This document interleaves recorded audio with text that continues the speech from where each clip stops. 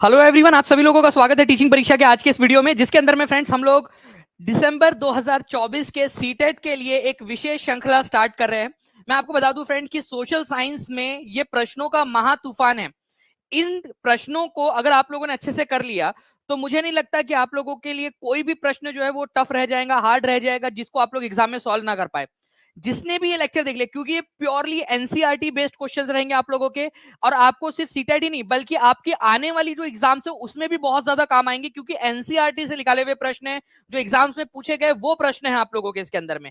तो सभी बच्चे जितने भी यहाँ पर में जुड़ चुके हैं उन सभी लोगों का स्वागत है। सभी को आदाब, नमस्कार, सत श्री अकाल, ladies and gentleman, boys and girls, आप सभी का स्वागत। और चलिए हम लोग जल्दी से शुरू करते हैं हमारे सेशन के साथ में। उससे पहले जो है फ्रेंड्स, मैं आप लोगों के साथ में एक बहुत ही सुंदर सा कोट शेयर करना चाहूंगा। यहाँ पर मैं देखिए फ्रेंड्स, बताया गया कि you will never change your life until you change something. आप अपनी जिंदगी चेंज नहीं कर सकते अगर आप छोटी छोटी चीजें जो है वो डेली जो करते हो उसको आप चेंज ना करो। ठीक है, the secret the secret of your success is found in daily routine. आपकी डेली रूटीन के अंदर में ही है कि आपको सक्सेस मिलेगी या नहीं मिलेगी, कितना कामयाब होंगे कितना नहीं होंगे, वो डेली रोज क्या करते हो आप उसके अंदर में डिपेंड करता है। ना कि एक दिन उठे और दिन भर मेहनत कर ली और आप लोगों ने अखंड प्रतिज्ञा करके वहां पर मैं अपने आप को सक्सेसफुल बना लिया, ऐसा नहीं होता है। उसके लिए बहुत लंबा एक संघर्ष होता है, लंबी एक जो है यहाँ पर में एक प्रतिज्ञा लेनी पड़ती है। चलिए अब मैं आपको बता दूं फ्रेंड्स कि पूरी सीरीज के अंदर में ancient history, medieval, modern, geography, polity, pedagogy, हर चीज से रिलेटेड हम लोग यहाँ पर में करने वाले हैं। थैंक यू वेरी मच मेहर जी, आपके प्यारे से कमेंट के लिए। सोमित सेठ जी, आपका भी बहुत बहुत शुक्रिया।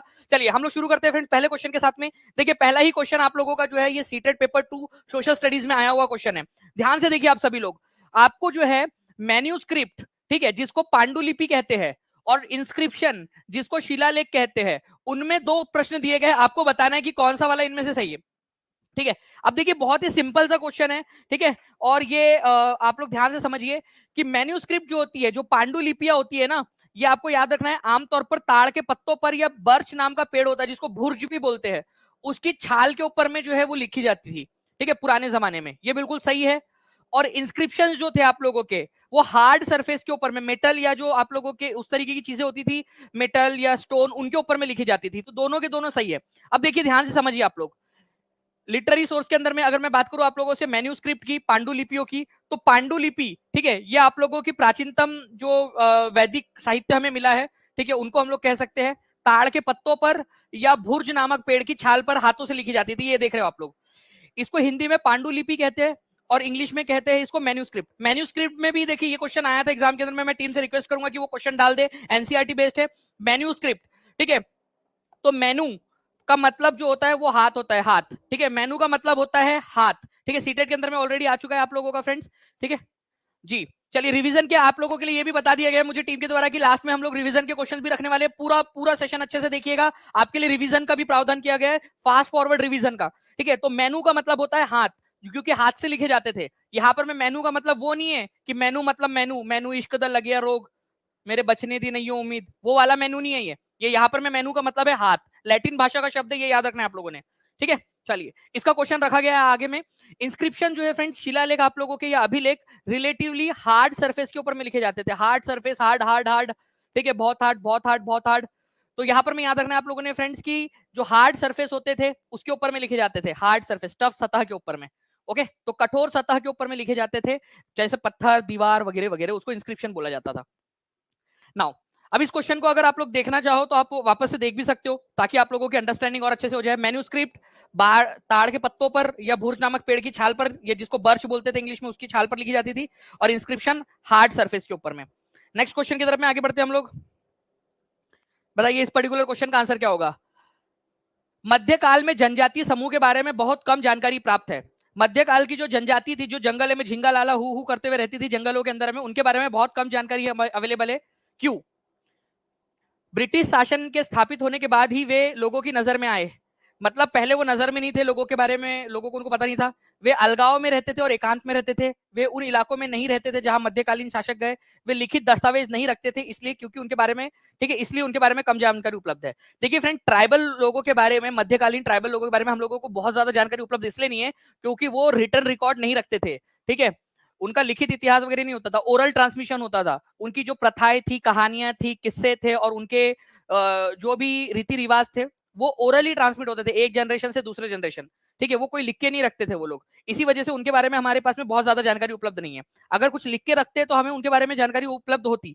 तो ये मेन कारण है इसका, क्योंकि इन्होंने लिख के नहीं रखा, इस वजह से इनके बारे में जानकारी उपलब्ध नहीं है हमारे पास में मध्यकालीन इसके बारे में। ये क्वेश्चन भी आ चुका है ऑलरेडी पहले भी एग्जाम के अंदर में, ठीक है, तो आप लोग याद रखना। देखिए एनसीईआरटी से पूछा गया प्रश्न था, ठीक है, chapter number 7 tribe nomads and settle communities का, कि बहुत कम जानकारी अवेलेबल है, क्योंकि ओरल ट्रांसमिशन होता था जानकारी का, मौखिक जो है परंपराएं थी इन लोगों की, जो एक जनरेशन से दूसरे जनरेशन तक जाती थी। ये लोग जो है लिखकर नहीं रखते थे। देखिए इसको मैंने, ये आपके एग्जाम में आया था उससे पहले ही पढ़ा चुका था आप लोगों को, एग्जाम में आने के पहले। Tribal people did not keep written records, they preserve rich customs and oral tradition. वो अपना जो है ना ओरल ट्रेडिशन बचा के रखते थे। ये देखिए मेरी बस दाढ़ी बड़ी हुई थी, ठीक है, और शायद मोटा में उतना ही था, ठीक है। The tribes retain their freedom and preserve their separate culture, वो अपनी फ्रीडम को और अपने कल्चर को बचा के रखते थे, ठीक है। लेकिन धीरे धीरे क्या हुआ बाद में, जब जातिवादी या जो सनातन धर्मी जो प्रक्रिया है वहां तक पहुंची, तो वो फिर हिंदू धर्म में कन्वर्ट हो गया बाद में। नाउ फ्रेंड देखिए ये वो क्वेश्चन था, ओके, ध्यान से देखिए आप लोग, जिसके बारे में मैं बता रहा था कि इससे रिलेटेड क्वेश्चन आया था।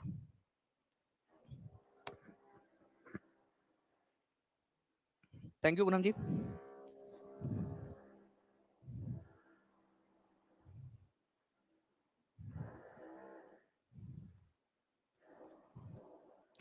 बदिउज्जमान जी अभी बता दीजिए आप, क्या है आपका?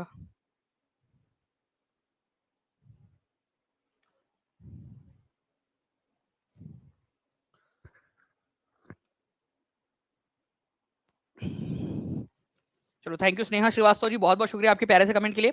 देखिए फ्रेंड्स यहाँ पर मैं अगर हम लोग बात करेंगे तो tribal people preserve rich customs and oral tradition, ये बिल्कुल सही है, इसी वजह से हम लोगों को उनके बारे में कम जानकारी है, ठीक है। Tribal society dependent on each other for their diverse need, tribal जो सोसाइटी थी वो एक दूसरे पर निर्भर रहती थी।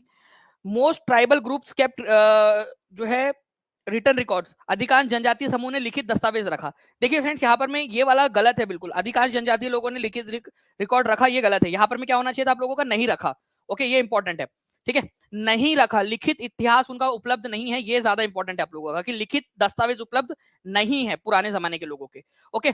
तो अब आई होप आप लोगों को ये चीज समझ में आ गई होंगी। चलिए नेक्स्ट पॉइंट की तरफ में हम लोग आगे बढ़ते हैं फ्रेंड्स। देखिए कथन ए और बी पढ़े और सही जानकारी चुने। ये सीटेट पेपर 2 सोशल साइंस 28 दिसंबर 2021 को पूछा गया था, एनसीईआरटी बेस्ड है। थैंक यू इकरा जी, जल्दी जल्दी से फैला दीजिए इस क्लास को, जहां भी शेयर कर सकते हो, टेलीग्राम, फेसबुक, व्हाट्सएप, इंस्टाग्राम, सभी जगह पे। और जिन बच्चों ने भी टीचिंग परीक्षा चैनल को सब्सक्राइब नहीं किया, चैनल को सब्सक्राइब कर देंगे। और आप लोगों के लिए फ्री ऑफ कॉस्ट, ठीक है, आप लोगों के लिए एक सक्सेस किट का इंतजाम किया गया है, नीचे में लिंक दी गई है, उस लिंक को फिल कर देना, उस फॉर्म को फिल कर देना, आप लोगों के घर तक जो है वो सक्सेस किट आ जाएंगी। देखिए friends, Ashoka was the first ruler who tried to take his message to the people through inscription. Ashoka पहला शासक था जिसने शिलालेखों के माध्यम से, मतलब कि ऐसे पत्थरों के ऊपर में लिखवाकर जो है लोगों तक अपने संदेश पहुंचाता था। Most of the Ashoka's inscription were written in Prakrit, ज्यादातर अभी अशोका के अभिलेख जो है या शिलालेख जो थे वो प्राकृत भाषा में लिखे थे, ठीक है, और ब्राह्मी लिपि में, प्राकृत भाषा और ब्राह्मी लिपि में लिखे हुए थे। अच्छा देखिए एक बात बताइए, आज मोदी जी को मान लीजिए कि मोदी जी को घोषणा करनी है एक, ठीक है, थैंक यू लेट्स स्टडी जी। मान लीजिए कि मोदी जी को घोषणा करनी है कि आज रात 12 बजे से 100 रुपए के, 200 रुपए के, 50 रुपए के, 10 रुपए के, 5 रुपए के और 1 रुपए के नोट जो है वो बंद हो जाएंगे। मोदी जी को मन में आया, उन्होंने जो है वो बिल्कुल एकदम धमाकेदार घोषणा कर दी, तो वो कहाँ जाएंगे, वो आज जाएंगे टीवी के ऊपर में, कि भाइयों और बहनों मित्रों, आज रात 12 बजे से 100 रुपए, 200 रुपए, 50 रुपए, 10 रुपए, सबके 20 रुपए का भी नोट बंद, सब बंद, ठीक है, सब बंद। तो वो टीवी पर जाएंगे, ये माध्यम है आज जनता तक पहुंचने का। लेकिन उस समय में, अशोका के समय में तो कुछ था नहीं, रेडियो वगैरह भी नहीं था, तो अशोका को जनता तक पहुंचाने के लिए क्या था, वो शिलालेखों का सहारा लेता था। इस तरीके से पत्थरों पर लिखवा कर जगह जगह पे लिखा दिया जाता था, अलग अलग जगह पे फैला दिया जाता था, ठीक है। तो अशोका ने शिलालेखों के माध्यम से अपना मैसेज जो है जनता तक पहुंचाया। उसके मैसेजेस जो थे वो प्राकृत भाषा में लिखे हुए होते थे, क्योंकि प्राकृत भाषा उस समय में लोगों को आती थी। आज मोदी जी जाएंगे तो कौन सी भाषा में बोलेंगे, ठीक है, कि जो भाषा जो ज्यादातर लोगों को समझ में आ सके, हिंदी भाषा के अंदर में, है ना। तो फ्रेंड्स प्राकृत भाषा उस समय में लोगों की आम भाषा थी, आम बोलचाल की भाषा थी, इसीलिए प्राकृत भाषा में लिखा गया। और कोई ना कोई स्क्रिप्ट तो चाहिए होती है ना लिखने के लिए, जैसे ये मैंने रोमन स्क्रिप्ट में इंग्लिश लिखा हुआ है और देवनागरी लिपि में हिंदी लिखा हुआ है, तो कोई ना कोई स्क्रिप्ट चाहिए होती है लिखने के लिए, तो ब्राह्मी स्क्रिप्ट उस समय चलती थी, ठीक है। तो सी इज द करेक्ट आंसर, दोनों के दोनों स्टेटमेंट यहाँ पे बिल्कुल सही है। नेक्स्ट क्वेश्चन की तरफ में आगे बढ़ते हैं हम लोग फ्रेंड्स। यहाँ पर में हमारे देखिए यहाँ पर में एक क्वेश्चन दिया गया है आप लोगों का, राजा अशोक पर कथन ए बी सी पर विचार करिए। 3 स्टेटमेंट दिए गए, जल्दी जल्दी से बताइए आप लोग।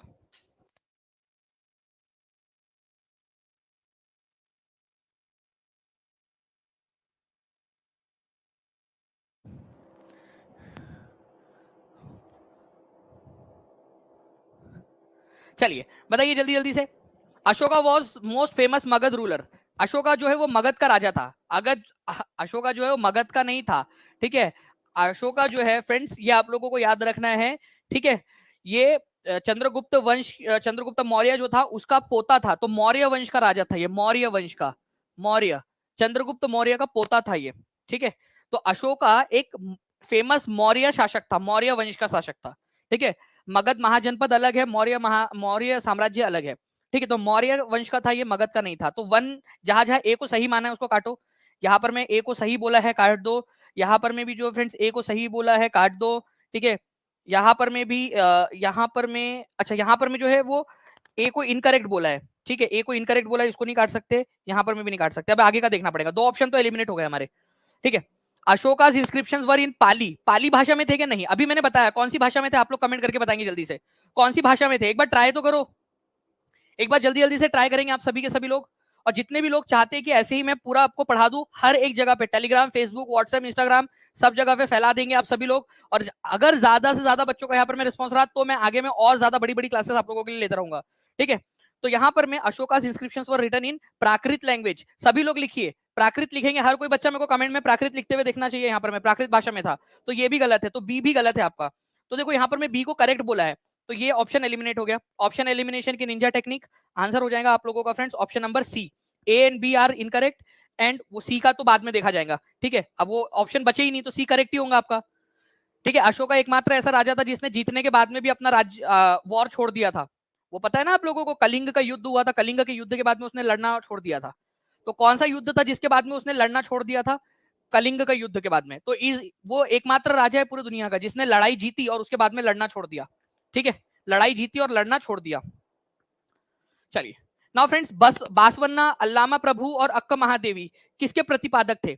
देखिए ये आपका भी एक इंपॉर्टेंट क्वेश्चन है। बासवन्ना, यही से क्लियर हो जाता है। बासवन्ना, अल्लामा प्रभु और अक्का महादेवी जो है ये आप लोगों को बता दूं, वीर शैव आंदोलन था, कर्नाटक के अंदर में शुरू हुआ था। ये आपको ये याद रखना है, कर्नाटका के अंदर में, और उसके ये प्रतिपादक थे कर्नाटका के अंदर में, ठीक है। कर्नाटक के अंदर में वीर शैव आंदोलन के प्रतिपादक या उसके संस्थापक थे। तो वीर शैव आंदोलन क्या कहता है, इसके ऊपर में क्वेश्चन आया हुआ है। मैं टीम से रिक्वेस्ट करूंगा कि प्लीज वीर शैव आंदोलन के ऊपर में क्वेश्चन है हमारे पास में, जिसमें कौन सा वाला सही है गलत है वो पूछा गया है, तो वो डाल दीजिएगा। बासवन्ना जो थे फ्रेंड्स, ठीक है, उन्होंने अपने साथी अल्लामा प्रभु और अक्का महादेवी, इनके साथ में मिलकर कर्नाटक के अंदर में 12th सेंचुरी के मध्य में, 12वीं शताब्दी के मध्य के अंदर में ये वीर शैव आंदोलन स्टार्ट किया था, ठीक है। इनका जो मुख्य उद्देश्य था वो था इक्वेलिटी लेकर आना, समानता लेकर आना, कि सभी लोग जो है समान रूप से रहे, हर इंसान को एक समान अधिकार प्राप्त है। ये ब्राह्मणिकल आइडिया जो थे, कास्ट सिस्टम, उसके खिलाफ थे, कास्ट सिस्टम के खिलाफ थे। महिलाओं के साथ में जो ट्रीटमेंट होता है, महिलाओं के साथ में जो है एक इनइक्वेलिटी का व्यवहार होता है, उसके खिलाफ थे ये लोग, ठीक है। ये चाहते थे कि महिलाओं को भी इक्वेलिटी मिले। कितने लोग चाहते हैं यहाँ पर में कि महिलाओं को भी इक्वेलिटी मिलनी चाहिए, ठीक है। और जो ये थे इक्वेलिटी के पक्षधर थे, वो सही था। ये रिचुअल्स और आइडल वर्शिप के भी अपोजिट में थे, ठीक है, अपोज में थे।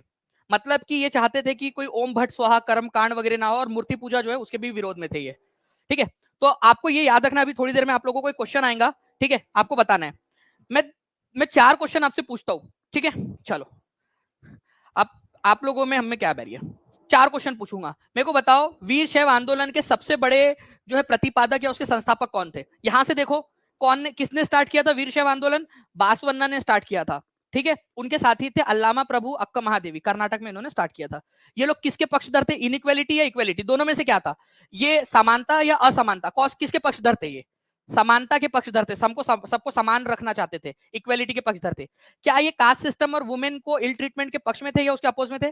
ठीक है, उन्होंने अपोज किया, अगेंस्ट किया, जो ब्राह्मणवादी विचारधारा थी, जाति व्यवस्था और महिलाओं के साथ में जो गलत व्यवहार होता था, उसके अपोज में थे। ये चाहते थे कि सबको इक्वल मिले। अच्छा बताओ, ये रिचुअल और वर्शिप, मतलब कि कर्मकांड और मूर्ति पूजा के पक्ष में थे या विरोध में थे? ये भी बता देंगे आप लोग। एक बढ़िया तरीके से हम लोग यहाँ पर में जो है पढ़ने की कोशिश करते हैं, ठीक है।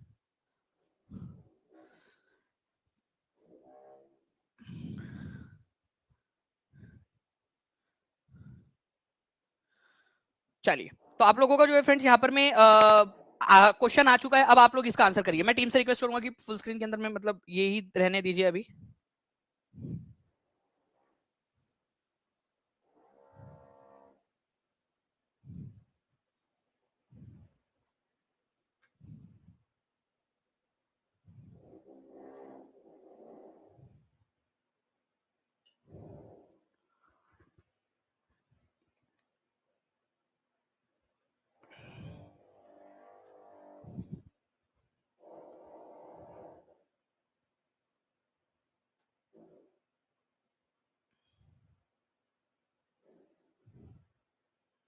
चलिए, आप लोगों का जो है फ्रेंड्स आंसर्स आने यहाँ पर में स्टार्ट हो गए हैं। देखिए, 12वीं शताब्दी के मध्य में कर्नाटक में प्रारंभ हुए वीर शैव आंदोलन के संदर्भ में कौन सा वाला कथन सही है?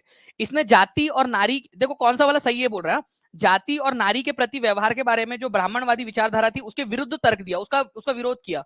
ठीक है, तो बिल्कुल ये वाली बात सही है आप लोगों की कि उन्होंने विरोध किया था। ये नामदेव और उनके साथियों के द्वारा शुरू किया गया, गलत। बताइए जल्दी से किसके द्वारा शुरू किया गया, यहाँ पर में क्या आना चाहिए, एक बार कोशिश तो करो। ठीक है, कोशिश तो करो कम से कम कि क्या हो सकता है यहाँ पर में। उसके बाद में इसने विट्ठल की पूजा पर बल दिया, नहीं। ये जो है फ्रेंड्स वीर शैव आंदोलन, आपको शैव शिव दिख ही रहा है, उनके नाम में ही दिख रहा है वीर शैव आंदोलन, शैव शिव। ठीक है, तो विट्ठल भगवान की पूजा पर बल दिया, ये भी गलत है। ये सभी प्रकार के कर्मकांड का विरोध करते थे, यहां तक सही है, लेकिन उन्होंने मूर्ति पूजा को बढ़ावा दिया। ठीक है, बताओ मूर्ति पूजा को बढ़ावा दिया क्या इन्होंने? नहीं, मूर्ति पूजा का भी विरोध किया वीर शैव आंदोलन वाले लोगों ने, तो ये भी गलत है आपका। देखा, आप लोग कितने इंटेलिजेंट हो, आप लोगों ने खुद ने कर लिया इस क्वेश्चन को सॉल्व, है ना। तो चलिए जल्दी जल्दी से सेशन को लाइक करते रहेंगे फ्रेंड्स, ऐसे ही आप लोग जो है, ताकि आप लोग ऐसे ही आगे में जो है वो बढ़ते रहे, आगे बढ़ते रहे आप सभी लोग। ओके, तो ये 3 गलत थे, एक सही था, ये आप लोगों ने खुद ने सॉल्व किया है, तो आप लोगों को कॉन्ग्रेचुलेशन। नाउ नेक्स्ट जो है फ्रेंड, जब भारत के संविधान को पहली बार अपनाया गया था तो सार्वभौमिक वयस्क मताधिकार की आयु कितनी थी? देखो, सार्वभौमिक वयस्क मताधिकार का मतलब होता है कि इतनी उम्र से ज्यादा के लोगों को वोट देने का अधिकार होगा। आज हमारे भारत के अंदर में कितने उम्र के लोग जो है वोट दे सकते हैं, ये बताएंगे जल्दी से आप सभी लोग, जल्दी जल्दी बताइए। तो आज जो है फ्रेंड्स, आज हमारे भारत के अंदर में 18 साल की उम्र के लोग वोट दे सकते हैं, लेकिन जब हमारा देश आजाद हुआ था और संविधान अपनाया गया था हमारे भारत में 26 जनवरी 1950 को, उस समय में, या संविधान जिस दिन लागू हुआ था उस दिन जो है हमारे भारत के अंदर में जो वोट देने की एज थी वो 21 साल थी। बाद में जो है फ्रेंड्स 1988 के अंदर में, ठीक है, एक संशोधन किया गया, संविधान संशोधन अधिनियम, कॉन्स्टिट्यूशनल अमेंडमेंट एक्ट बोलते हैं इसको। ठीक है, नंबर था वो आप लोगों का, ठीक है, कॉन्स्टिट्यूशनल अमेंडमेंट एक्ट नंबर 61। ठीक है, 61वें नंबर का संविधान संशोधन। तो 61वें नंबर का जो संविधान संशोधन था उसके जरिए जो है फ्रेंड्स यहाँ पर में, ठीक है, ये याद रखना है आप लोगों ने कि सार्वभौमिक वयस्क मताधिकार की आयु को घटाकर 18 कर दिया। लेकिन यहाँ पूछा क्या है, भारत के संविधान अपनाया गया था उस समय में कितनी एज थी, ये पूछा है आप लोगों से कि उस समय में कितनी थी। ओके, चलिए, तो ये आप लोगों ने याद रखना, इंपॉर्टेंट एग्जाम में पूछा जा सकता है। ठीक है, तो आज कितनी है, प्रेजेंट में 18 है और उस समय में 21 साल थी, तो सी इज द करेक्ट आंसर। ठीक है, यूनिवर्सल एडल्ट फ्रेंचाइज का मतलब कि इतनी उम्र से ज्यादा के लोग जो है वो वोट डाल सकते हैं। चलिए इस क्वेश्चन का आंसर करिए आप लोग। ए और बी, यहां पर में ए और आर दिए गए हैं और आप लोगों को एक्सप्लेनेशन वाला क्वेश्चन देखना है। देखिए, मध्य भारत के अंदर में सतनामी आंदोलन की जो स्थापना है, ठीक है, सतनामी आंदोलन की स्थापना घासीदास जी ने की थी। ये अपने आप में एक नंबर का क्वेश्चन बन गया आप लोगों का, जो अलग अलग एग्जाम में पूछा जा सकता है। तो पहला वाला बिल्कुल सही है। रीजन देखिए, ठीक है, by the second half of the 19th century, जो 19वीं शताब्दी के दूसरे गोलार्ध के अंदर में, दूसरे हाफ में, ठीक है, लोअर कास्ट जो है वो ऑर्गेनाइज होने लगी, जो नीची जाति के लोग समझे जाते थे वो ऑर्गेनाइज होने लगे अपने अधिकारों को लेकर, और उन्होंने जो है डिस्क्रिमिनेशन के खिलाफ आवाज उठाई और सोशल इक्वेलिटी और जस्टिस की मांग की। ठीक है, तो ये भी बिल्कुल सही है। देखिए, मैं आप लोगों को अगर यहाँ पर मैं एनसीईआरटी को दिखाऊं डायरेक्टली, तो आप देखिए एनसीईआरटी में दिया हुआ है वुमेन कास्ट एंड रिफॉर्म के अंदर में, घासीदास जी जो थे, ठीक है, उन्होंने क्या किया था, उन्होंने सतनामी आंदोलन की शुरुआत की, सतनामी आंदोलन की शुरुआत मध्य भारत के अंदर में। ठीक है, जो लेदर वर्कर थे, चमड़े का कारीगर जो लोग हुआ करते थे ना, चमड़े के वर्कर्स, कारीगर लोग, चमड़े से जो जानवरों की चमड़ियां होती थी उससे कुछ जो जानवर मर जाते थे उनकी चमड़ियों से बैग और जूते वगैरह जो बनाते थे, उनके कारीगर थे, उनको नीची जाति का माना जाता था। तो एक्चुअली हुआ क्यों, ये क्यों आंदोलन शुरू कर पाए गुरु घासीदास जी, क्योंकि दूसरी शताब्दी जो है 18वीं शताब्दी के दूसरे गोलार्ध के अंदर में, मतलब 1850 के बाद में क्या हुआ कि नॉन ब्राह्मण जो कास्ट थी, ठीक है, मतलब जो छोटी जाति समझा जाता था जिनको नॉन ब्राह्मण कास्ट, वो डिस्क्रिमिनेशन के खिलाफ, इनइक्वालिटी के पक्ष में और जस्टिस के पक्ष में वो आवाज उठाने लगी, और इसी वजह से गुरु घासीदास जी जो है वो अपना आंदोलन खड़ा कर पाए। तो आंसर क्या हो जाएगा, ये भी सही है और रीजन भी सही है। गुरु घासीदास जी ने मध्य भारत के अंदर में अपना आंदोलन शुरू किया, सतनामी आंदोलन। क्यों? क्योंकि अब second half of 19th century के अंदर में लोअर कास्ट के लोग एकत्र होने लगे थे, इसी वजह से ये आंदोलन खड़ा कर पाए। ठीक है, तो ए भी सही है, आर भी सही है, और आर जो है वो ए का रीजन है। ठीक है, तो both A and R are true and R is the correct explanation of A. उन्होंने अपना आंदोलन शुरू ही क्यों किया? क्योंकि अब जो है लोगों में जागरूकता आ चुकी थी, लोग जो है अपने अधिकारों को लेकर लड़ना सीख चुके थे, इसी वजह से इन्होंने ये आंदोलन शुरू किया। तो आर जो है वो रीजन है ए का। ठीक है, ऐसे आपने याद रखना है। चलिए नेक्स्ट क्वेश्चन की तरफ में आगे बढ़ते हैं हम लोग फ्रेंड्स। ये आप लोगों ने देख लिया पूरा। नेक्स्ट, निम्नलिखित में से कौन सी सरकारी प्रणाली भारत द्वारा अपनाई गई है? भारत के अंदर में कौन सी सरकारी प्रणाली अपनाई गई है? एक बार सभी लोग, जितने भी लोग देख रहे हैं फ्रेंड्स, सेशन को लाइक एंड शेयर जरूर करते रहेंगे। जहां भी शेयर कर सकते हैं अपने दोस्तों के साथ में, Telegram, Facebook, WhatsApp, Instagram share कर देंगे। और सेशन को लाइक करने के साथ में ही चैनल को सब्सक्राइब भी कर लीजिए। ठीक है, आप लोगों के लिए बहुत ही इंपॉर्टेंट वाली घोषणा है जो मैं कल करूंगा आप लोगों के लिए। ठीक है, तो कल का सेशन के अंदर में हर कोई बच्चे ने एग्जैक्ट 5 बजे आ जाना है। बहुत ही इंपॉर्टेंट, आप लोगों का जो है एग्जाम में आप लोगों के लिए मील का पत्थर साबित हो सकता है। तो कल एकदम एग्जैक्ट आ जाना है आप लोगों ने। लाइक एंड शेयर करते रहेंगे सभी लोग। तो भारत के अंदर में पार्लियामेंट्री सिस्टम लागू किया गया है, संसदीय प्रणाली। ठीक है, संसदीय प्रणाली मतलब कि भारत में हम लोग जो है वो राष्ट्रपति को डायरेक्टली नहीं चुनते, हम पार्लियामेंट को चुनते हैं, संसद को चुनते हैं। ठीक है, हमारे भारत में फेडरल सिस्टम है। फेडरल सिस्टम का मतलब होता है एक से अधिक सरकारों का होना, राज्य सरकार भी है, केंद्र सरकार भी है। तो जब एक से अधिक सरकार होती है तो उसको संघीय व्यवस्था कहा जाता है। तो संसदीय और संघीय व्यवस्था हमने अपनाया है। तो B is the correct answer. ये आपके एनसीईआरटी में भी दिया हुआ है, 12 जनवरी 2022 के एग्जाम में आया हुआ क्वेश्चन। तो पार्लियामेंट्री एंड फेडरल, ठीक है, तो संसदीय और संघीय प्रणाली जो है फ्रेंड्स यहाँ पर में अपनाई गई है भारत के द्वारा, ये याद रखेंगे, सिस्टम ऑफ गवर्नमेंट के अंदर में। ठीक है, तो B is the correct answer. Now next question की तरफ में आगे बढ़ते हैं फ्रेंड्स। भारत में झूम खेती की प्रथा किस क्षेत्र में है? 2018 का क्वेश्चन है आप लोगों का। झूम की खेती। देखिए, झूम की खेती का मतलब होता है आपका एक ऐसी खेती जिसमें कुछ लोग जो है वो जंगल में जाते हैं, जंगल को काट देते हैं। ठीक है, जंगल को काट देते हैं और जो बचा कुचा रहता है उसको आग लगा देते हैं और उसकी जो राख रहती है उसको फैला देते हैं और वहां खेती करते हैं। फिर एक बार खेती करने के बाद में दूसरे जगह पे चले जाते हैं, फिर वहां के जंगल काटते हैं। तो शिफ्ट होते रहते हैं, वो स्थानांतरित होते रहते हैं बार बार। तो शिफ्टिंग कल्टीवेशन या झूम की खेती जो है फ्रेंड्स, ये भारत में नॉर्थ ईस्टर्न रीजन में कही जाती है, उत्तर पूर्वी भारत के अंदर में। तो ए इज द करेक्ट आंसर। उत्तर पूर्वी भारत जो है हमारा, मतलब ये इधर वाला जो भारत का हिस्सा है ना हमारा, वहां पर में हम इसको झूम की खेती कहते हैं। ठीक है, ये याद रखना आप लोगों ने, झूम की खेती कहा जाता है इसको।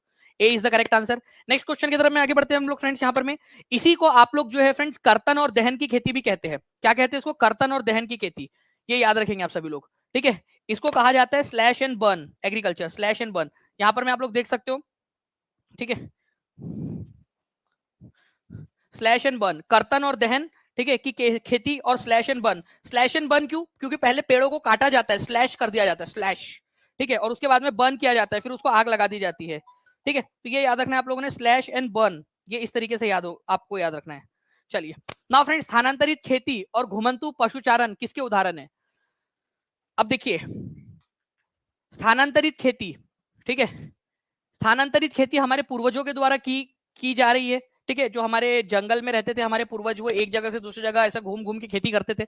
अब हम लोग चलो एक ही जगह पे रहकर करते, लेकिन पहले के लोग, या फिर वो लोग पशुचारण करते थे, मतलब अपने नोमैडिक हर्डिंग, पशुओं को घुमाते रहते थे इधर से उधर, और जो पशुओं से जो भी मिलता था उसी के ऊपर में जिंदा रहते थे। इसको जो है फ्रेंड्स कहा जाता है आदिम निर्वाह कृषि। आदिम, देखो आदि मानव का नाम सुना है आप लोगों ने? आदि मानव मतलब पुराने जमाने का, आदि मानव है ना, तो पुराने जमाने का मानव। वैसे ही आदिम निर्वाह कृषि, पुराने जमाने के लिए जो पुराने जमाने में अपना जीवन निर्वाह करने के लिए जो खेती होती थी उसको कहा जाता था। तो आदिम निर्वाह कृषि के ही प्रकार है स्थानांतरित खेती, या एक जगह से दूसरी जगह घूमते हुए खेती करना, और घुमंतु पशुचारण। तो प्रिमिटिव सब्सिस्टेंस एग्रीकल्चर कहा जाता है इसको इंग्लिश में। बाकी हिंदी में आप लोग देख सकते हो, बहुत ही ईजी है। आदिम निर्वाह कृषि, आदिम मतलब पुराने जमाने की खेती, है ना। कितने लोगों को लगता है अब इजी हो गया अगर हिंदी में देखा जाए तो आप लोगों का? और इंग्लिश में जो है फ्रेंड्स इसको कहा जाता है प्रिमिटिव, सबसे पुराने वाली, पुरानी जमाने की। सब्सिस्टेंस मतलब होता है अपने जो है गुजारे के लिए, निर्वाह करने के लिए एग्रीकल्चर जो होता था, क्योंकि पशुचारण या पशुपालन भी एक तरीके का एग्रीकल्चर ही है। चलिए देखिए, कई सारे लोग बोल रहे हैं कि उनको अब जो है समझ में आ गया है, बहुत बढ़िया। ठीक है, तो ऐसे ही फ्रेंड्स आप लोगों को मैं पूरा पढ़ाता रहूंगा। ठीक है, अच्छे से सारी चीजें हम लोग करेंगे, तो इसी को आप अच्छे से लाइक एंड शेयर करते रहिए बस। प्रिमिटिव सब्सिस्टेंस एग्रीकल्चर इसको कहा जाता है, आदिम निर्वाह कृषि। तो ये पुराने जमाने की खेती के प्रकार है। ये पूरा एनसीईआरटी का जिस्ट आपको आसान भाषा में समझा रहा हूं मैं आपको बता दूं फ्रेंड्स कि जितने भी बच्चे हैं टीचिंग परीक्षा के ऐप के ऊपर में, उन सभी लोगों के लिए हमने do you know series, NCERT के जितने भी डू यू नो है वो सारे के सारे अवेलेबल करा दिए टीचिंग परीक्षा के ऐप पर। तो जितने भी बच्चों ने टीचिंग परीक्षा का ऐप डाउनलोड नहीं किया वो टीचिंग परीक्षा का ऐप भी जरूर डाउनलोड कर लेंगे। नाउ फ्रेंड देखिए जनवरी 2024 का क्वेश्चन आप लोगों का, ठीक है। देखिए चाइल्ड मैरिज रिस्ट्रेन एक्ट, बाल विवाह निषेध अधिनियम जो 1929 में पास हुआ था, बाल विवाह, ठीक है, बालिका वधु, यज्ञा, आनंदी, ठीक है, वैसा वाला।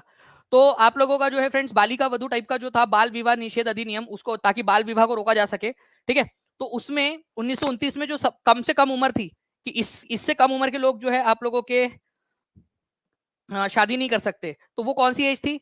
वो थी फ्रेंड्स कि अगर पुरुष है तो वो 18 साल से जो है वो कम नहीं होनी चाहिए उसकी उम्र, और लड़की है महिला तो उसकी उम्र 16 साल से कम नहीं होनी चाहिए, कम से कम इतनी एज होनी चाहिए। ये उस कानून में कहा गया था, चाइल्ड मैरिज रिस्ट्रेन एक्ट 1929 के अंदर में, ठीक है। तो बाल विवाह निषेध अधिनियम 1929 के अंदर में ये कहा गया कि 18 साल से छोटा पुरुष और 16 साल से छोटी महिला, लिख दो आप लोग, लिख दो, ठीक है। महिला और पुरुष लिख देंगे सभी के सभी लोग। देखिए यहाँ पर मैं ये एनसीईआरटी का स्क्रीनशॉट आप लोगों के लिए यहाँ दिखा रहा हूँ। 1929 का जो चाइल्ड मैरिज रिस्ट्रेन एक्ट था, बाल विवाह निषेध अधिनियम, कोई भी पुरुष, ठीक है, कोई भी मैन जो 18 साल से छोटा हो, कोई भी महिला जो 16 साल से छोटी हो, वो मैरी नहीं कर सकती थी, वो शादी नहीं कर सकती थी। ये कानून के तहत बोला गया, लिख देंगे ताकि आप लोगों को याद हो जाए, ठीक है। 18 और 16, अब तो चलो बढ़ाकर 18 और 21 और 18 कर दिया गया है अभी, अब बढ़ाकर अभी पुरुष कम से कम 21 साल का होना चाहिए और लड़की कम से कम 18 साल की। जितनी भी लड़कियां हैं, ठीक है, जो 18 साल से ऊपर की वो हाथ ऊपर कर देंगे, जितने भी लड़के 21 साल से ऊपर के वो भी हाथ ऊपर कर देंगे कि भाई आपकी उम्र हो चुकी है करके अब शादी की। कोई है तो नहीं यहाँ पर मैं 18 से छोटा लड़की या 21 से छोटा लड़का, तुम लोग कर सकते हो, ठीक है, यहाँ पर मैं, लेकिन उस समय में ऐसा था 18 और 16 था। नाउ फ्रेंड्स देखिए एक बहुत ही इंपॉर्टेंट क्वेश्चन, इसको इंपॉर्टेंट मार्क करना है आप लोगों ने। निम्न जातियों की दुर्दशा पर ज्योतिराव फूले ने 1873 में, ये भी इंपॉर्टेंट है, ये साल पूछ लेते कई बार, उनकी किताब थी, ठीक है, जिसका नाम था गुलामगिरी। उस पुस्तक का नाम था गुलामगिरी, गुलामगिरी। ये जो गुलामगिरी पुस्तक उन्होंने लिखी थी वो किसको समर्पित की थी उन्होंने? ये गुलामगिरी पुस्तक उन्होंने समर्पित की थी अमेरिका के जो सिविल वॉर के अंदर में जो लड़ रहे थे एंटी स्लेवरी एक्टिविस्ट, गुलामी प्रथा के खिलाफ जो लड़ रहे थे अमेरिका के अंदर में, ठीक है, उनको समर्पित की। अब उनको अमेरिका जाके जो है वो जॉब चाहिए थी क्या? ज्योतिराव फुले को, महात्मा ज्योतिराव फुले को जॉब चाहिए थी क्या अमेरिका में? अमेरिका के लोगों के लिए उन्होंने किताब लिखी? नहीं। इसको आप ऐसे समझो कि मान लीजिए कि आपके पड़ोसी, ठीक है, आपके पड़ोसी ने आपकी पड़ोसन को, मतलब एक जो है वो जो है उसकी एनिवर्सरी पर, मैरिज एनिवर्सरी पर, ठीक है, डायमंड की रिंग गिफ्ट की। तो आप अपने पति को जाकर क्या बोलोगे पता है? आप अपने पति को बोलोगे, अजी सुनते हो, तुमको पता है वो बाजू वाली मिश्राइन है ना, तो उनको मिश्रा जी ने जो है ना डायमंड की रिंग गिफ्ट की है। मतलब कितना प्यार करते वो अपनी पत्नी से। भगवान ऐसा पति सबको दे, नहीं तो आजकल ऐसे पति मिलते कहाँ है जो इतने अच्छे। और बेचारे आप जो है वो, मतलब जो पति है इधर में वो इंफीरियरिटी कॉम्प्लेक्स से, यार मेरी तारीफ नहीं कर रही, मेरे मेरे सामने बाजू वाले की पति की तारीफ कर रही है, ठीक है। तो आप उन, मतलब आपकी पत्नी क्या कर रही है यहाँ पर हमें, ठीक है, या इधर वाली पत्नी, वो अपने पति को प्रोवोक कर रही है कि भाई तुम भी करो, तुम भी ला के दो, कल मुझे मेरे को भी डायमंड की रिंग ला कर दे, ठीक है, डायमंड की नहीं कम से कम सोने की तो ला कर देते, ठीक है, वो वाली बात है इनडायरेक्टली। तो इन्होंने अमेरिका के लोगों को ये बुक समर्पित करते हुए भारत के लोगों में वो चेतना जगाने की कोशिश की कि अमेरिका में अगर सिविल वॉर हो सकता है एंटी स्लेवरी को लेकर, गुलामी को लेकर, जो गुलामों के साथ में खरीद फरोख्त की जाती थी गुलामी की, उसके खिलाफ अगर आंदोलन चल सकता है तो भारत में क्यों नहीं? भारत में भी लोगों को करना चाहिए, भारत के अंदर में भी लोगों ने जो है वो गुलामी या जो जाति प्रथा है उसके खिलाफ आवाज उठानी चाहिए। तो मोर और लाइक उसी तरीके का उनका कंसेप्ट था, आपको समझ में आ गया होगा अभी, ठीक है, ठीक है, कि उन्होंने क्या किया। वो पत्नी की तरह जो है वो महात्मा ज्योतिबा फुले जो है वो भारत के लोगों में चेतना जगाना चाहते थे, ठीक है। चलिए, तो ये इज द करेक्ट आंसर। 1873 में फुले ने गुलामगिरी नामक पुस्तक लिखी थी, ठीक है, जिसको उन्होंने अमेरिका के अंदर में जो ब्लैक स्लेव्स थे उनके ऊपर में जो अत्याचार होता था उसके खिलाफ जो आंदोलन हुआ उसको समर्पित किया ताकि भारत के लोग भी आंदोलन कर सके। देखिए फ्रेंड्स एक और क्वेश्चन आप लोगों का, ये देखिए ये ग्लोब है, आपको बताना है कि longitudes and latitudes are drawn on the globe. Globe के ऊपर में ये जो आड़ी रेखाएं होती है, ठीक है, आड़ी जो सर्कल्स होते हैं इस तरीके के, उनको कहा जाता है लैटिट्यूड। लैटिट्यूड और लॉन्जिट्यूड के ऊपर में अगर आप लोगों को एक वीडियो चाहिए तो आप लोग मुझे बता देना, मैं आप लोगों के लिए लॉन्जिट्यूड लैटिट्यूड का पूरा वीडियो अवेलेबल करवा दूंगा, जिसमें लॉन्जिट्यूड और लैटिट्यूड, अक्षांश और देशांतर का एक भी पॉइंट आप लोगों से कभी मिस नहीं होगा। जिंदगी भर के लिए आपको अक्षांश और देशांतर याद हो जाएंगे।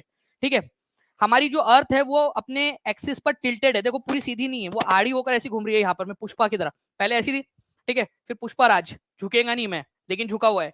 ठीक है, तो हमारी पृथ्वी जो है वो यहाँ पर में इस तरीके से गोल गोल गोल गोल घूम रही है, झुकी झुकी सी, तो अपने अक्ष पर झुकी हुई अवस्था में है हमारी पृथ्वी। बिल्कुल सही बात है ये भी। अक्षांश और देशांतर खींचे गए हैं ग्लोब के ऊपर में, जो सीधी रेखाएं होती है, सीधी अर्धवृत्ताकार, उनको देशांतर कहा जाता है। ठीक है, वो एक्चुअली पृथ्वी पर नहीं है, वो ग्लोब के ऊपर में हमने हमारे रेफरेंस के लिए बनाया है। पृथ्वी का वास्तविक प्रतिरूप है, it is a true model of earth, it is oval in shape, अंडाकार आकृति का होता है। ठीक है, अब देखिए फ्रेंड्स, यहाँ पर मैं अगर मैं आप लोगों से बात करूं तो पृथ्वी का जो शेप है ना, वो आप लोगों का, उसको कहा जाता है आप लोगों का जियोइड। क्या कहते हैं उसको? जियोइड कहा जाता है। ओवल शेप का नहीं है, अंडाकार आकृति का नहीं होता है। ठीक है, तो पृथ्वी का शेप और ओवल का जो हमारे ग्लोब है उसका शेप जो है वो है ही नहीं, तो डी जहां जहां है उसको काट दो, आंसर आ गया आपका ऑप्शन नंबर बी, बाकी सब सही है। ठीक है, तो सी भी सही है, ये पृथ्वी का वास्तविक प्रतिरूप है, जैसी पृथ्वी दिखती है बिल्कुल वैसी ही इसको भी दिखाया गया है। मतलब ऐसा समझ लीजिए कि पृथ्वी का एक छोटा वर्जन, ठीक है, उसको दिखाया गया है। ओके, पृथ्वी का छोटा वर्जन, तो पृथ्वी का ये वास्तविक प्रतिरूप है, उसका एक छोटा वर्जन है, ये इसका मतलब हो गया। तो एक बार सेशन को जल्दी से फ्रेंड, सेशन को लाइक भी जरूर करते रहिए अगर आप चाहते हो कि इसी तरीके के और भी सेशंस मैं आप लोगों के लिए लेता रहूं। ओके, चलिए नेक्स्ट और आगे हम बढ़ते हैं फ्रेंड जल्दी से हमारे क्वेश्चन की तरफ में। ठीक है, ये इस तरीके से देख सकते हो, ग्लोब जो है वो ट्रू ट्रू मॉडल है, मिनिएचर फॉर्म है, पृथ्वी का लघु रूप, एक वास्तविक प्रतिरूप है। ठीक है, उसी का एक छोटा वर्जन है पृथ्वी का। वह गतिविधि जो कच्चे माल को अधिक मूल्य के उत्पादों में बदलती है क्या कहलाती है? देखो, अगर मान लीजिए कि आपने कोई चीज नेचर से प्राप्त की है, जैसे पेड़ पौधे आपको नेचर से मिलते हैं, आप फैक्ट्री में बैठकर थोड़ी ना पेड़ पौधे बनाते हो, या तालाब में से मछली पकड़ते हो, तो वो तो नेचर से बनी है ना, या जमीन के अंदर में से खोद के जो है वो मिनरल बाहर निकालते हो, तो नेचर से जो भी चीज प्राप्त होती है उसको प्राइमरी एक्टिविटी कहा जाता है। ठीक है, और इसी को आप कच्चा माल भी कह सकते हो।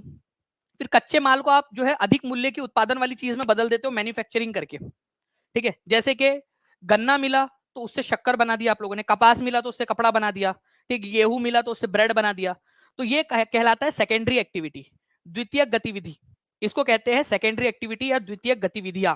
ठीक है, मैन्युफैक्चरिंग, अगर नेचर से कच्चा माल प्राप्त कर रहे हो तो प्राथमिक गतिविधि हो जाएंगी, और प्राथमिक माल को या कच्चे माल को जो है द्वितीय अधिक मूल्य वाले उत्पादों में बदल रहे हो, मैन्युफैक्चरिंग कर रहे हो या कन्वर्जन कर रहे हो उसका, तो उसको सेकेंडरी एक्टिविटी कहा जाता है, द्वितीय गतिविधि कहा जाता है। ठीक है, चलिए, तो ये याद रखना है आप लोगों ने फ्रेंड्स। ठीक है, मैं आप लोगों को जो है अभी रिवीजन क्वेश्चन की तरफ में भी लेकर चलूंगा जल्दी जल्दी से। ठीक है, चलिए नेक्स्ट क्वेश्चन की तरफ में आगे बढ़ते हैं हम लोग। यहाँ पर में देखिए फ्रेंड्स, विशेष रूप से निर्मित टैंक और तालाबों में जो मछलियों का पालन किया जाता है उसको क्या कहा जाता है? विशेष रूप से निर्मित टैंक और तालाबों में मछलियों के पालन को क्या कहते हैं?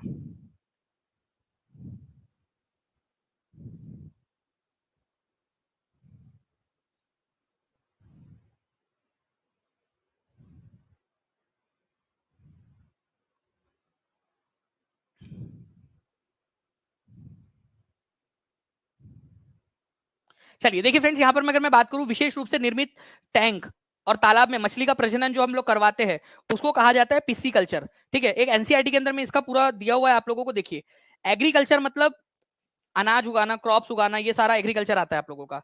सेरीकल्चर का मतलब क्या होता है? सेरीकल्चर का मतलब होता है रेशम के कीड़ों का रेशम के कीड़ों से रेशम बनाना, रेशम के कीड़ों के पालन को सेरीकल्चर कहा जाता है। ठीक है, पिस्सी कल्चर का मतलब होता है आप लोगों का, ठीक है, स्पेशली कंस्ट्रक्टेड टैंक के अंदर में जो आपके तालाब वगैरह होते हैं, जो आप ऐसे आर्टिफिशियल तरीके से जो है बनाते हो, कृत्रिम तरीके से, उसके अंदर में मछलियों के पालन को, ताकि मछलियां बेच सके आप लोग, उसको पीसी कल्चर कहा जाता है। फिर है आप लोगों का एक विटीकल्चर। ठीक है, तो विटीकल्चर जो है फ्रेंड्स ये होता है आप लोगों का अंगूर की खेती। ओके, तो ये याद रखना है आप लोगों ने, अंगूर की खेती जो होती है उसको विटीकल्चर कहा जाता है, ये भी एक बहुत इंपॉर्टेंट है।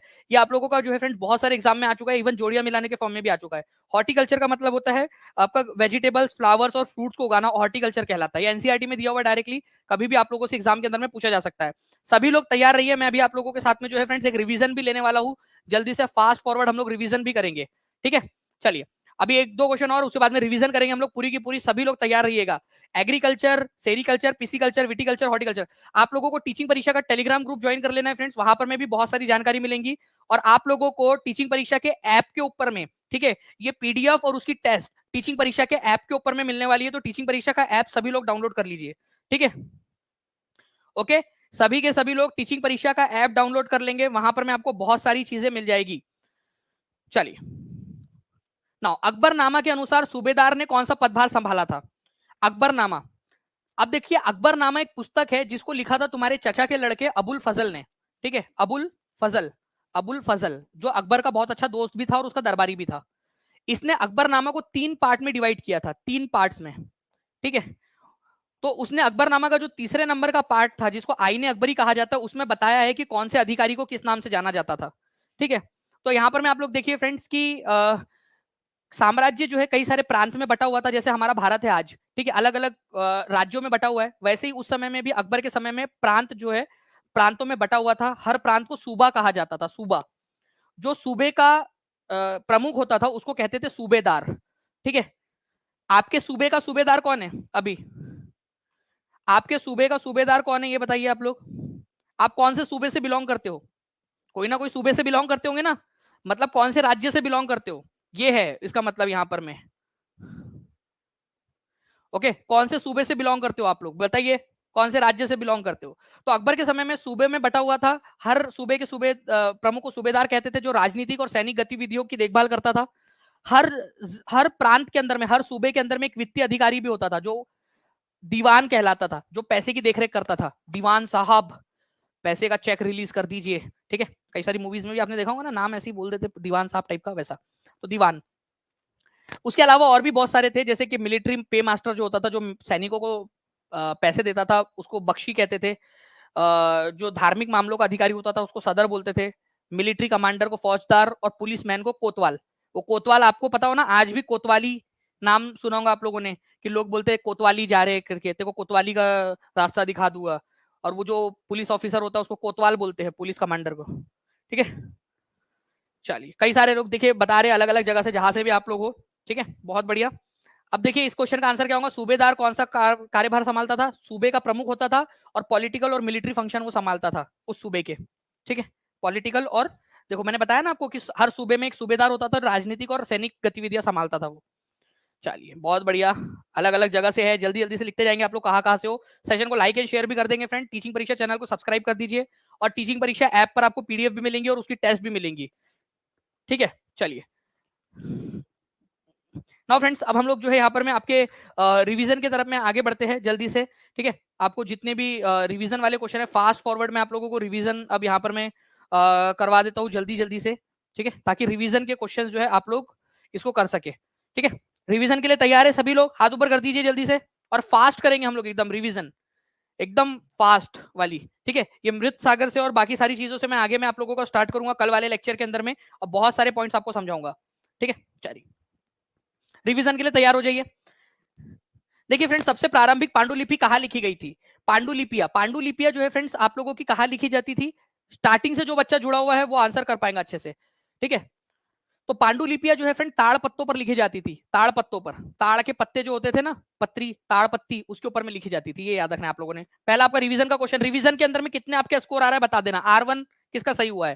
तो ताड़ मैन्यूस्क्रिप्ट जो है आप लोगों की पाम लीव्स पर या ताड़ के पत्तों पर लिखी जाती थी, या भुर्ज नामक पेड़ की छाल पर। अच्छा, मेनू का मतलब क्या होता है ये भी आप लोगों को बताना है, ठीक है। पांडुलिपि जो है या मेनू जो है, ये आप लोगों का सीटेट 2022 में आया हुआ क्वेश्चन है। मेनू का मतलब क्या होता है? लैटिन भाषा का शब्द है, ये भी याद रखना। कौन से भाषा का शब्द है ये भी पूछ सकते हैं। मेनू, मैन्यूस्क्रिप्ट, मेनू का मतलब होता है हाथ, ठीक है। और हाथों से लिखी गई थी, इसी वजह से इसको पांडुलिपि या हाथ से लिखी गई स्क्रिप्ट बोल सकते हो आप लोग इसको, मैन्यूस्क्रिप्ट, ठीक है। पांडुलिपि कहते हैं हिंदी में इसको। किस समाज सुधारक और लेखक ने, देखिए बीपीएससी में भी आया हुआ क्वेश्चन है। मैं आपको बता दूं कि आप लोग सीटेट तो क्लियर करोगे ही करोगे, साथ ही साथ DSSB, बीपीएससी, सुपर टेट, बहुत सारी डिफरेंट एग्जाम क्लियर कर सकते हो आप सभी लोग इन सारे क्वेश्चन की मदद से।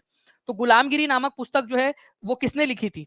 किस समाज सुधारक ने गुलामगिरी नामक पुस्तक लिखी और भारत में दलितों के अधिकारों की वकालत की? तो महात्मा ज्योतिबा फुले, ठीक है, महात्मा फुले ने लिखी थी। तो आंसर इसका ऑप्शन नंबर ए हो जाएगा, ठीक है। चलिए, नाउ फ्रेंड नेक्स्ट क्वेश्चन की तरफ में आगे बढ़ते हैं हम लोग। देखिए ये क्वेश्चन आप लोगों को बताना है, ठीक है। इसका आंसर क्या होगा बताइए जल्दी से।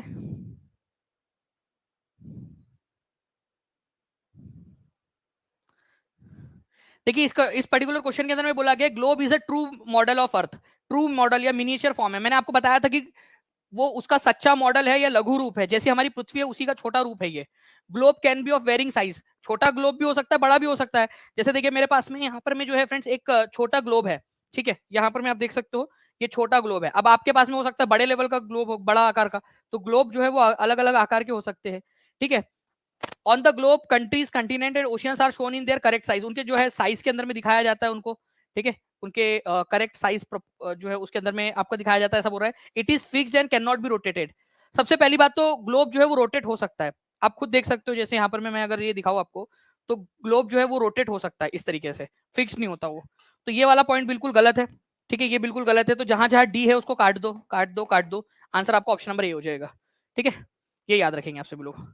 ओके, तो ग्लोब के ऊपर में कंट्रीज, कंटिनेंट्स और ओशियंस को जो है उनके प्रोपोर्शनल साइज, मतलब उनका जो करेक्ट प्रोपोर्शनल साइज होता है उसके अंदर में ही दिखाया जाता है आप लोगों का, ठीक है। चलिए, तो ए आंसर हो जाएगा उसका। नेक्स्ट क्वेश्चन की तरफ में आगे बढ़ते हैं फ्रेंड्स। ये वाला क्वेश्चन आप लोगों का होने का है, ठीक है, जो कल मैं कराऊंगा स्टैक के बारे में आप लोगों से पूरा का पूरा, डोंट वरी, ठीक है। स्टैक क्या होते हैं, केव्स क्या होती है, सारी की सारी चीजें हम लोग करेंगे, ठीक है, तो आपको टेंशन नहीं लेना उसमें। चलिए, एक अकबरनामा के ऊपर में बेस्ड जो एक क्वेश्चन था आप लोगों का, उसको दिखा देता हूं मैं आप लोगों को। मास्टर्स पे मिलिट्री, ठीक है, ऐसा जो सैनिक वेतन अधिकारी जो सैनिकों को वेतन देता था, धार्मिक प्रशम का प्रशासनिक अधिकारी, सेना नायक और नगर कोतवाल, यहाँ कोतवाल लिख देते अपन, कोतवाल, कोतवाल, ठीक है, नगर पुलिस अधिकारी या नगर कोतवाल या नगर का पुलिस अधिकारी, तो नगर पुलिस अधिकारी लिख देता हूँ यहाँ पर मैं पुलिस अधिकारी, ठीक है, अधिकारी। तो अब देखिए यहाँ पर में जो मिलिट्री वालों को पैसे देता था, मिलिट्री सैनिकों को जो पैसे देता था, उनकी वेतन वगैरह देता था, उसको बख्शी कहा जाता था, ठीक है। जो मंत्री होता था, जो धार्मिक मामलों का मंत्री होता था, धार्मिक मामलों का जो मंत्री है उसको कहा जाता था फ्रेंड्स आप लोगों का, ठीक है, धार्मिक मामलों का जो मंत्री होता था उसको कहा जाता था आप लोगों का सदर, ठीक है। उसके बाद में जो है फ्रेंड टाउन जो पुलिस कमांडर होता था उसको कहा जाता था आप लोगों का कोतवाल, और जो मिलिट्री कमांडर होता था उसको कहा जाता था फौजदार। तो अब बताइए आप लोग इसका सही आंसर क्या होगा, सही जोड़ी कहां से लगने वाली है आप लोगों की। तो करेक्ट आंसर जल्दी जल्दी से बताते जाएंगे आप सभी लोग, जितने भी लोग देख रहे हैं, ताकि आप लोगों को सभी को ये सारी की सारी चीजें जो है वो याद हो जाए। ओके, चलिए बहुत बढ़िया फ्रेंड्स, आप लोगों के कंटिन्यूअसली आंसर्स जो है वो यहाँ पर में आ रहे हैं, ठीक है, ऐसे ही आप लोग आंसर्स करते रहेंगे। और अगर आप चाहते हो कि इसी तरीके से मैं आपको सारे के सारे पॉइंट्स याद करवा दूं, ठीक है, तो आप मुझे कमेंट करके जरूर बताइएगा, मैं आपको सारे पॉइंट्स याद करवा दूंगा। सैनिक वेतन अधिकारी जो सैनिकों को वेतन देता था उसको कहते थे बख्शी, ठीक है। धार्मिक प्रश्रम का प्रशासनिक मंत्री जो धार्मिक मामलों का मंत्री था उसको कहते थे सदर, ठीक है। सेना नायक जो होता था उसको कहते थे फौजदार, और जो नगर पुलिस अधिकारी होता था उसको कहते थे कोतवाल, ठीक है। तो आंसर क्या होगा यहाँ पर में, ये आप लोग मुझे कमेंट करके बता दोगे, ठीक है। बाकी जो है फ्रेंड्स हम लोग मिलते हैं हमारे कल वाले लेक्चर में। सेशन को लाइक करने के साथ साथ में टीचिंग परीक्षा चैनल को सब्सक्राइब भी जरूर कर लीजिए। अगर आप फ्री ऑफ कॉस्ट जो है वो सक्सेस किट चाहते हो तो नीचे में लिंक दी गई है सक्सेस किट की, जिन्होंने भी नहीं भरा है उस सक्सेस किट को जरूर भर देंगे, ताकि आप लोगों तक जो है फ्रेंड सक्सेस किट जल्दी से जल्दी पहुंच जाए। उसके अंदर में आपको OMR शीट मिलेंगी, उसके अंदर में आप लोगों को जो है फ्रेंड टेस्ट की कुछ जो है वो QR कोड मिलेंगे जिससे आप टेस्ट दे सकते हो फ्री ऑफ कॉस्ट। उसके बाद में आप लोग जो है उसके अंदर में आपको मोटिवेशनल कोर्स मिलेंगे, एक लेटर मिलेगा आप लोगों को, तो ये सारी चीजें आपको फ्री ऑफ कॉस्ट आपके घर तक मिल जाएंगी। ओके, चलिए, thank you very much friends, take care and bye, God bless you all, thank you very much, bye, thank you.